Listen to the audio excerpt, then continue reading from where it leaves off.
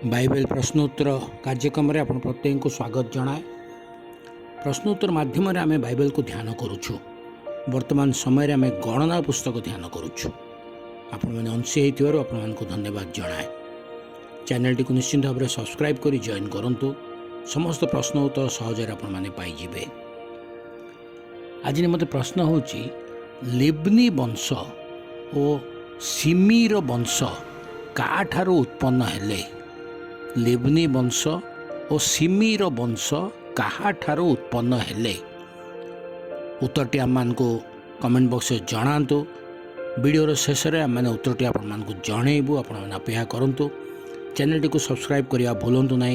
भल लगे अन्य को शेयर करूँ। तत्सहित कहवाक चाहे आम आदि पुस्तक, यात्रा पुस्तक, लेव्य पुस्तक मध्य समाप्त करिछु प्रश्न उत्तर माध्यम रे। आपण माने चैनल को सब्सक्राइब करंतु। समस्त प्रश्न उत्तर सहजरे आपण को मोबाइल रे पाई जिवे। ए सुंदर कार्यक्रम रे आपण निश्चित भाव में सर्वदा जोग दियंतु। धन्यवाद।